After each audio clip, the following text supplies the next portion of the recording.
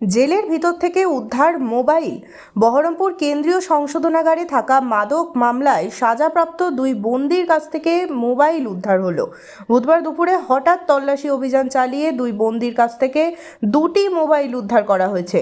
তারপরে বহরমপুর কেন্দ্রীয় সংশোধনাগারের সুপার দীপক কুমার সার্কি বহরমপুর থানায় সাজাপ্রাপ্ত ওই দুই বন্দির বিরুদ্ধে লিখিত অভিযোগ করেছেন। পুলিশ অভিযোগ পাওয়ার পরেই ওই দুই সাজাপ্রাপ্ত বন্দির বিরুদ্ধে দুটি ধারায় মামলা করে তদন্ত শুরু হয়েছে।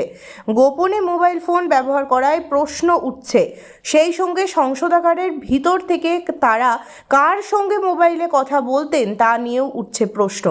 বহরমপুর কেন্দ্রীয় সংশোধনাগার খড়গাগড় বিস্ফোরণ মামলায় সাজাপ্রাপ্ত দুই বন্দী তরিকুল ইসলাম যেমন বন্দী রয়েছে, তেমনি এবিটি জঙ্গি সন্দেহে ধৃত একাধিক বিচারাধীন বন্দী রয়েছে। এমন গুরুত্বপূর্ণ সংশোধনাগারে বারবার মোবাইল উদ্ধার হওয়ায় নানা প্রশ্ন উঠছে। শুধু মোবাইল নয়, তল্লাশির সময় পাথর বা ইটের টুকরো, দড়ি, তারের টুকরো, ব্লেড ধারালো করে রাখা তল্লাশির সময় উদ্ধার হয়েছে। কী কারণে সেখান থেকে মোবাইল এলো এবং এই মোবাইল এনে দিত কারা, সেই সমস্ত বিষয়ে খতিয়ে দেখছে পুলিশ। তবে বহরমপুর কেন্দ্রীয় সংশোধনাগারে বন্দীদের কাছ থেকে মোবাইল উদ্ধার নতুন কিছু নয়। মাদক মামলায় সাজাপ্রাপ্ত বন্দী জাহাঙ্গীর আলম ওরফে টাকির কাছ থেকেও একটি ছোট মোবাইল এর আগেও উদ্ধার হয়েছে। জাহাঙ্গীরের বিরুদ্ধে বীরভূমের সিউড়ি থানায় মাদকের মামলা হয়।